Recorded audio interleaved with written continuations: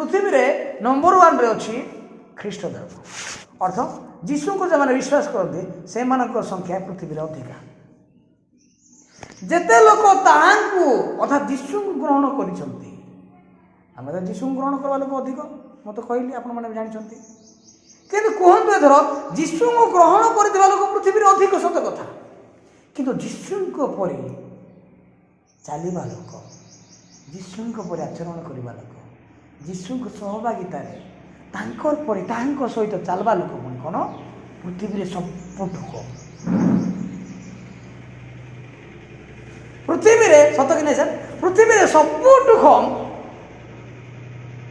समस्त धर्मटू आउ सब धर्म लोक मानकटू सब दलटू सब गोष्ठीटू सबुठ कम लोक होउछंती किए जीशु को सहभागिता रे ताहांकर परि आचरण करी चलबा लोक किंतु पृथ्वी रे जीशु को ग्रहण करथिबा लोक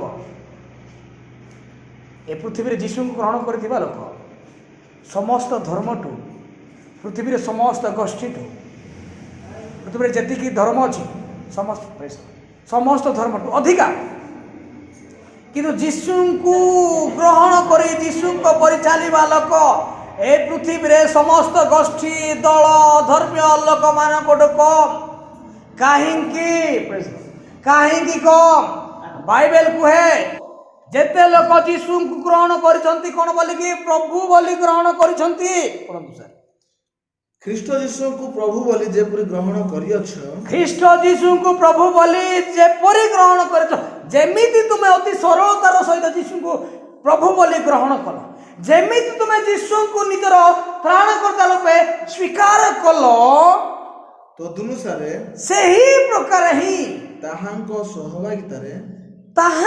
सहभागिता अर्थात जीशु को सहित रही किरी आचरण कर ताहांको सहित चलो हालेलुया बाइबल लिखा जाए इंग्रजी तर्जुमा रे so walk in Jesus hallelujah जीशु को ठारे रही की चलीबा वॉक इन जीसस माने जीशु को ठारे रही की चलीबा जीशु को ठारे मिसी की चलीबा जीशु को पद चिन्ह रे पाद पकाइबा ताको कहा जाए वॉक इन जीसस हालेलुया काको कहा जाए एटा जेतो लोक जीशु को विश्वास करछन्ते से मानक निमंते कहा जाए पृथ्वी रे कोटी कोटी लोक ख्रीस्टान लोक अछन्ती मु आरंभ कहूछि बेसी मैक्सिमम पॉपुलेशन ख्रीस्टान लोक अछन्ती सत कथा किंतु जीशु को सहित चलिबा लोक ए पृथ्वी रे सबुठारु मिनिमम लोक गुड़ाक तेणु बाइबल कहे जेमिति जीशु को ग्रहण करिछ प्रभु बोली सही प्रकार ताहांको आचरण कर हालेलुया हालेलुया प्रभु चाहती नहीं ताको खाली ग्रहण करबा प्रभु चाहती नहीं ताको प्रभु बोली ग्रहण कर देबा प्रभु एथिरे खुशी नाहंती जीशु को ग्रहण करबा जीशु को प्रभु बोली स्वीकार करबा एथिरे प्रभु खुशी नाहंती प्रभु चाहती ताहांको सहित चलिबा हालेलुया तेनु करते कहले कोन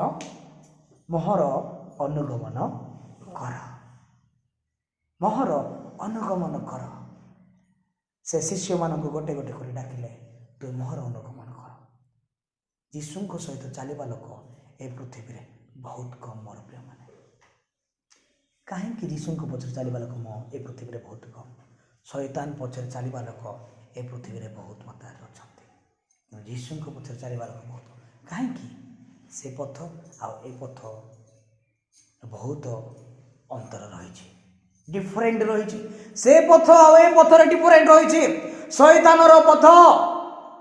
शैतानर पथ कौन असार अटे शैतानर पथ प्रशस्त अटे आउ जीशु संगे चलवा पथ कौन अणअसार बहुत नेरो रोड अटेटा एथिरे चलवा बहुत कष्ट तेणुक एथिरे चलवा लोक मान संख्या बहुत कम तेणुक जीशु कहले मोहर अनुगमन कर क्या डाकिबा समय बार बार बस बुझे ना जीशु बुझे सर आस बसवा गोटे डिबेट करवा डिबेट जदि मु जीतली मोर संगे चलो जदि मु हारी गली मोर संगे चलो ना जीशु एपरी क्या कहना कि जीशु पितरों संगे डिबेट करना जीशु कौन से प्रकार जहन्नम संगे डिबेट करना ଯୀଶୁ କୌଣସି ପ୍ରକାର ଶିଷ୍ୟମାନଙ୍କ ସାଙ୍ଗରେ ଡିବେଟ୍ କରୁନାହାନ୍ତି, ବିଶ୍ୱାସୀମାନଙ୍କ ସାଙ୍ଗରେ ଡିବେଟ୍ କରୁନାହାନ୍ତି, ମଗଦଲିନୀ ମରିୟମ ସାଙ୍ଗରେ ଡିବେଟ୍ କରୁନାହାନ୍ତି।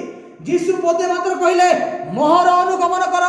ସେ ଉଠିଲେ ଯୀଶୁଙ୍କ ସାଙ୍ଗରେ ଚାଲିଲେ। ହାଲେଲୁୟା। ମରଣ ପର୍ଯ୍ୟନ୍ତ ଯୀଶୁଙ୍କ ସାଙ୍ଗରେ ଚାଲିଲେ। ଯୀଶୁ ସେ ବିଷୟ ଜାଣନ୍ତି। ବାଇବେଲ କୁହେ, ଏହି ସ୍ଥାନରେ କଣ ବୋଲି କୁହେ ଯେ ଯେପରି ତୁମେ ଗ୍ରହଣ କରିଛ ପ୍ରଭୁଙ୍କୁ ଅତି ସରଳତା ସହିତ ଯେମିତି ଗ୍ରହଣ କରିଛ ସେମିତି ସରଳତା ସହିତ ଯୀଶୁଙ୍କ ସହିତ ଚାଲିବାର ଅଛି। ଖାଲି ଗ୍ରହଣ କରିବା ନାହିଁ, ତାହାଙ୍କ ସହଭାଗିତାରେ ତାହାଙ୍କ ପରି ଆଚରଣରେ ଚାଲିବାର ଅଛି। ତାହାଙ୍କ ସହିତ ଆଚରଣରେ ଚାଲିବା ଲୋକ ବହୁତ କମ। କାହିଁକି କରିପାରୁନାହାନ୍ତି ମୋର ପ୍ରିୟମାନେ? ଯୀଶୁଙ୍କ ସାଙ୍ଗରେ ଚାଲିବା କାହିଁକି କଷ୍ଟ ଅଟେ? ଯୀଶୁଙ୍କୁ ବିଶ୍ୱାସ କରନ୍ତି, ଯୀଶୁକୁ ପ୍ରଭୁ ବୋଲି ମାନନ୍ତି କେବଳ ଖ୍ରୀଷ୍ଟିଆନ ମାନଙ୍କ ନିମନ୍ତେ। ଏ ବାକ୍ୟ ମୁଁ କୁହେ, ଏଇଟା କୌଣସି ପ୍ରକାର ଅଣ ଖ୍ରୀଷ୍ଟିଆନ ମାନଙ୍କ ନିମନ୍ତେ ନୁହେଁ। ଯେପରି ଗ୍ରହଣ କରିଅଛ, ଅର୍ଥାତ୍ କୋଉମାନେ ଗ୍ରହଣ କରିଛନ୍ତି? ଖ୍ରୀଷ୍ଟିଆନ ମାନେ ଗ୍ରହଣ କରିଅଛନ୍ତି। ଯେପରି ଯୀଶୁଙ୍କୁ ଗ୍ରହଣ କରିଛ, ବିଶ୍ୱାସ କରିଅଛ, ଅର୍ଥାତ୍ କୋଉମାନେ କରିଅଛନ୍ତି? ବିଶ୍ୱାସୀ ମାନେ କରିଅଛନ୍ତି। ସେମାନଙ୍କ ନିମନ୍ତେ ଏଇ ବାକ୍ୟ। ଯେମିତି ବିଶ୍ୱାସ କରିଛ, ଗ୍ରହଣ କରିଅଛ, ତଦନୁସାରେ ତାହାଙ୍କ ପରି ତାହାଙ୍କ ସହଭାଗିତାରେ ରହି ତାହାଙ୍କ ସହିତ ଆଚରଣ କର। ତାହାଙ୍କ ସହିତ ତୁମେ କଣ କର?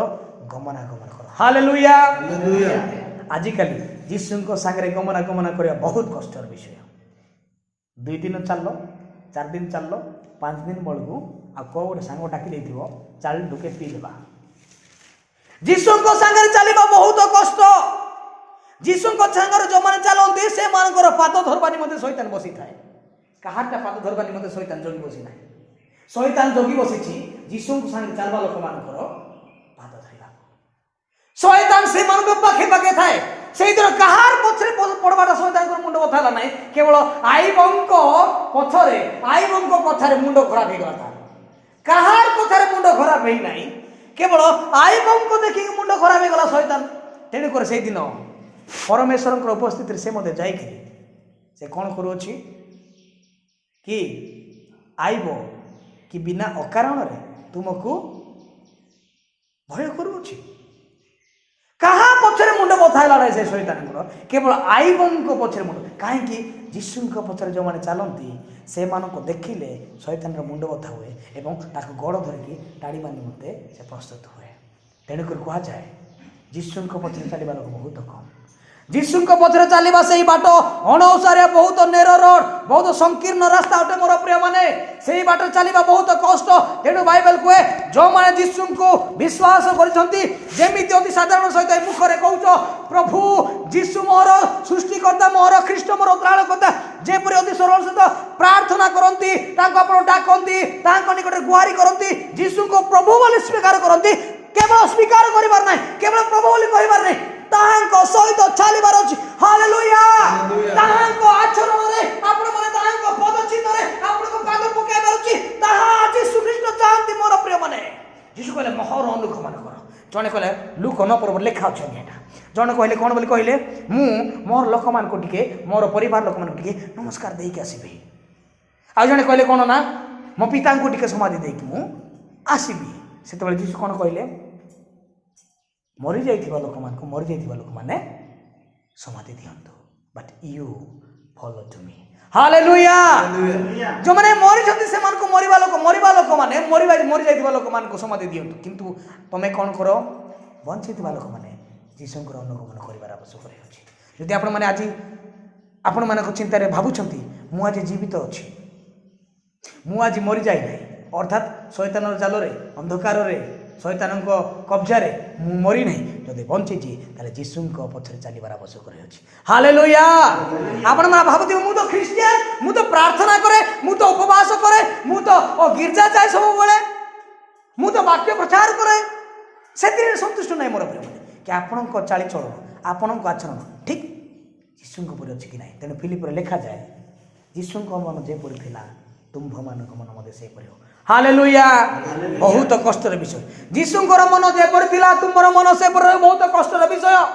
ଯୀଶୁଙ୍କ ସହିତ ଆଚରଣ କର ତାହାଙ୍କ ସହଭାଗିତାରେ, ଏହା ବହୁତ କଷ୍ଟର ବିଷୟ। ଯୀଶୁଙ୍କ ସହିତ ଗମନାଗମନ କର, ଏହା ବହୁତ କଷ୍ଟର ବିଷୟ। ଯୀଶୁ ପିତା ପରମେଶ୍ୱର ଯେତେବେଳେ ଯୀଶୁଙ୍କ ଜନ୍ମ ହେବା ପୂର୍ବରୁ ଏହି ଐଶ୍ୱରିକ ଶକ୍ତି ଦ୍ୱାରା ଈଶ୍ୱର ଯେତେବେଳେ ମନୁଷ୍ୟକୁ ନିର୍ମାଣ କଲା ପରେ କେମିତି ନିର୍ମାଣ କଲେ ଆଜ୍ଞା? ଆଦମ ଏବଂ ହବା କରି ନିର୍ମାଣ କଲା ପରେ କଣ? ସେ ତାଙ୍କ ସାଙ୍ଗରେ ଗମନାଗମନ କଲେ। ଆଦି ପୁସ୍ତକରେ ଲେଖାଯାଏ ସେ ତାଙ୍କ ସାଙ୍ଗରେ ଗମନାଗମନ କଲେ। যদি ପିତା ପରମେଶ୍ୱର ଆଦମ ଏବଂ ହବାଙ୍କ ସାଙ୍ଗରେ ଗମନାଗମନ କଲେ, ତାହେଲେ ଆଦମ ହବା କାହା ସାଙ୍ଗରେ ଗମନାଗମନ କଲେ? ହାଲେଲୁୟା। ଯଦି ପିତା ପରମେଶ୍ୱର ଆଦମ ହବାଙ୍କ ସାଙ୍ଗରେ ଗମନାଗମନ କଲେ, ତାହେଲେ ଏଇ ଆଦମ ହବା କାହା ସାଙ୍ଗରେ ଗମନାଗମନ? ପିତା ପରମେଶ୍ୱର ସାଙ୍ଗରେ ଗମନାଗମନ। ହାଲେଲୁୟା। ତାହାଙ୍କ ଆଚରଣରେ ଏମାନେ ମଧ୍ୟ ତାହାଙ୍କ ସହଭାଗିତା ରହି ତାହାଙ୍କ ଆଚରଣରେ ଏମାନେ ଗମନାଗମନ କଲେ। ହାଲେଲୁୟା। ପରମେଶ୍ୱର ଚାହାନ୍ତି ତାହାଙ୍କ ସହିତ ଗମନାଗମନ କରିବା ନିମନ୍ତେ। କିନ୍ତୁ ସେହିଦିନ କାହିଁକି ସେମାନେ ଅଳ୍ପ କେତୋଟି ଦିନ ଗମନାଗମନ କଲା ପରେ ତାହାଙ୍କ ସହିତ ଗମନାଗମନ କରିବା ନିମନ୍ତେ ଆଉ ସୁଯୋଗ ପାଇପାରିଲେ ନାହିଁ? କାରଣ ଯୀଶୁ ପରମେଶ୍ୱରଙ୍କର କଥା, ପରମେଶ୍ୱରଙ୍କ ଆଜ୍ଞାକୁ ସେମାନେ କ'ଣ କଲେ? ଲଙ୍ଘନ କଲେ। ଯେଉଁଦିନ ପରମେଶ୍ୱରଙ୍କ ଆଜ୍ଞା ଲଙ୍ଘନ କରନ୍ତି, ସେହିଦିନ ତାହାଙ୍କ ଆଚରଣ, ତାହାଙ୍କ ସହଭାଗିତାରୁ ସେମାନେ ଦୂରକୁ ଚାଲିଗଲେ। ଆଉ ସେମାନେ ପରମେଶ୍ୱରଙ୍କ ସହିତ ଗମନାଗମନ କରିବାକୁ ସୁଯୋଗ ପାଇପାରିଲେ ନାହିଁ। ମୋର ପ୍ରିୟମାନେ, ପରମେଶ୍ୱରଙ୍କ ସହିତ ଯୀଶୁଙ୍କ ସହିତ ଗମନାଗମନ କରିବା କୌଣସି ବିଷୟ, କୌଣସି ସାଧାରଣ ବିଷୟ ନୁହେଁ। ତାହାଙ୍କ ସହିତ ଗମନାଗମନ କରିବା ବହୁତ କଷ୍ଟର ବିଷୟ। ବାଇବେଲ କୁହେ, ଜୀବିତ ଈଶ୍ୱରଙ୍କ ହସ୍ତରେ ପଡ଼ିବା ଭୟଙ୍କର ବିଷୟ। ହାଲେଲୁୟା। ଜୀବିତ ଈଶ୍ୱରଙ୍କ ହସ୍ତରେ ପଡ଼ିବା ଭୟଙ୍କର ବିଷୟ। ଏହା ଏକ କଣ୍ଟାର ସେଜ ବୋଲି ମଧ୍ୟ କୁହାଯାଏ। ମୋର ପ୍ରିୟମାନେ, ଯୀଶୁଙ୍କ ସହିତ ଚାଲିବା ଦୁଃଖ ଅଛି, କଷ୍ଟ ଅଛି, ତାଡ଼ନା ଅଛି, ଯନ୍ତ୍ରଣା ଅଛି। ସେଦିନ ଆର୍କେଡିକାଲ ପ୍ରଚାର କରୁଥିଲେ ଯୀଶୁଙ୍କ ସହିତ ଚାଲିବା ଏତେ ସହଜର ବିଷୟ ନାହିଁ।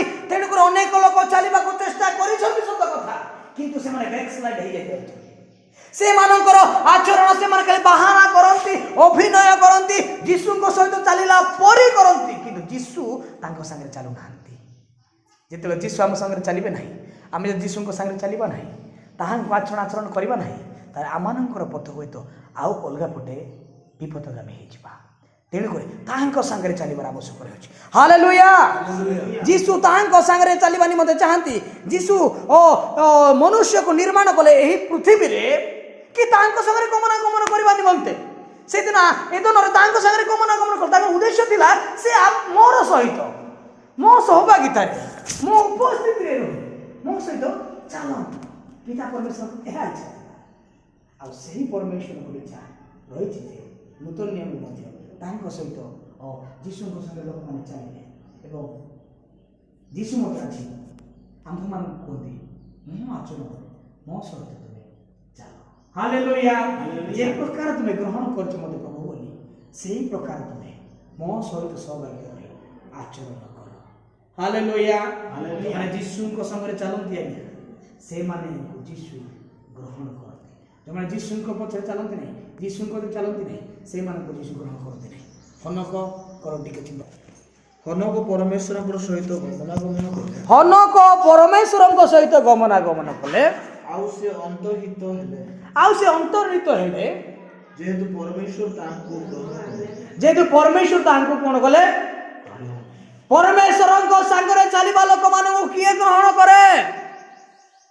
ପରମେଶ୍ୱର ଗ୍ରହଣ କରନ୍ତି। ଏଥର କୁହନ୍ତୁ, ପରମେଶ୍ୱରଙ୍କୁ ପରିତ୍ୟାଗ କରି ଚାଲିବା ଲୋକମାନଙ୍କୁ କିଏ ଗ୍ରହଣ କରେ? ପରମେଶ୍ୱରଙ୍କ ସାଙ୍ଗରେ ଚାଲିବା ଲୋକମାନଙ୍କୁ ପରମେଶ୍ୱର ଗ୍ରହଣ କରନ୍ତି। ପରମେଶ୍ୱରଙ୍କୁ ତ୍ୟାଗ କରି ଚାଲିବା ଲୋକମାନଙ୍କୁ କିଏ ଗ୍ରହଣ କରେ? ଶୈତାନ ଗ୍ରହଣ କରେ। ଶୈତାନ ଗ୍ରହଣ କରେ, ସତ କଥା। କିନ୍ତୁ ସେ ଶୈତାନ ଗ୍ରହଣ କରିଥିବା ଲୋକ କ'ଣ କହିବାକୁ କେବେ ଭୁଲିବ ନାହିଁ, କେବେ ଷ୍ଟପ୍ କରିବ ନାହିଁ। ଆଇ ଏମ୍ ଖ୍ରୀଷ୍ଟିଆନ କହିବାକୁ ସେ କେବେ କ'ଣ କରିବ ନାହିଁ, ବ୍ରେକ୍ ଲାଗିବ ନାହିଁ ତା ପାଖରେ। ମୁଁ ଖ୍ରୀଷ୍ଟିଆନ କହିବ, ମୁଁ ବିଶ୍ୱାସୀ କହିବ, ମୁଁ ଗିର୍ଜା ଯାଏ, ମୁଁ ପ୍ରାର୍ଥନା କରି କହିବ। କିନ୍ତୁ ଯଦି ପରମେଶ୍ୱରଙ୍କ ସହିତ ଚାଲୁନାହାନ୍ତି, ତାହେଲେ ଆପଣମାନେ ପରମେଶ୍ୱରଙ୍କ ଉପସ୍ଥିତିରେ ନାହାନ୍ତି। ମୋର ପ୍ରିୟମାନେ, ଆଜି ବିବେଚନା ଟିକେ କରନ୍ତୁ, ପ୍ରକୃତରେ ମୁଁ ଯୀଶୁଙ୍କ ସାଙ୍ଗରେ ଚାଲୁଛି କି ନାହିଁ? ଯଦି ଚାଲୁଛି, ମୋ ଆଚରଣ ତାହାଙ୍କ ଆଚରଣ ସେମ୍ ରହିବ। ଆର୍କେଡିକାଲ କହୁଥିଲେ ଉଚ୍ଚାରଣ ସାଙ୍ଗରେ ଆଚରଣ ବି ସେମ୍ ହେବାର ଅଛି। ହାଲେଲୁୟା। ଉଚ୍ଚାରଣ ସାଙ୍ଗରେ ଆଚରଣ ବି ସେମ୍ ହେବାର ଅଛି। ଉଚ୍ଚାରଣ ଅଲଗା, ଆଚରଣ ଅଲଗା ହେଲେ ତାକୁ କ'ଣ ବୋଲି କୁହାଯିବ ଜାଣିଛନ୍ତି ଆଜ୍ଞା? ପାଗଳ ବୋଲି କୁହାଯିବ।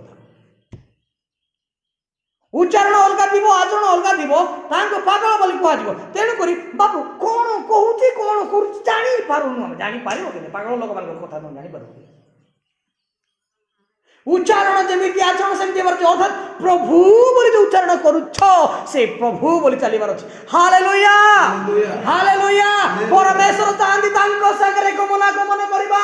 ସେ ମନୁଷ୍ୟଙ୍କୁ ଏହି ପୃଥିବୀରେ ନିର୍ମାଣ ସାଙ୍ଗରେ ଗମନ କରିବା ନିମନ୍ତେ ସେ କୌଣସି ପ୍ରକାର ଶୈତାନ ସାଙ୍ଗରେ ଗମନ କରିବା ନିମନ୍ତେ ସେ ଚାହିଁଲେ ନାହିଁ। ସେ ଆଦମ ଏବଂ ହବା ଶୈତାନ ସାଙ୍ଗରେ ଗମନ ଚାଲେ। ଶୈତାନ ସାଙ୍ଗରେ ଗମନ କଲେ। କେମିତି ଗମନ କଲେ?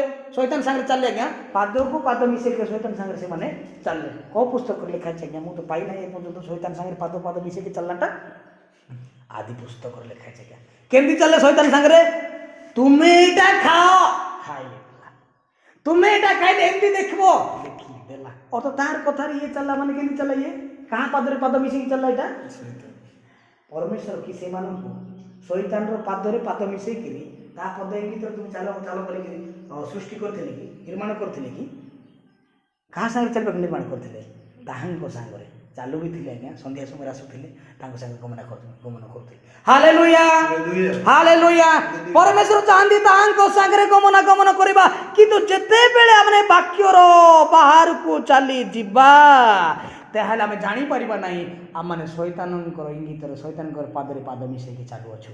କିନ୍ତୁ ପରମେଶ୍ୱର ଚାହାନ୍ତି ତାହାଙ୍କ ସହିତ ଚାଲିବା।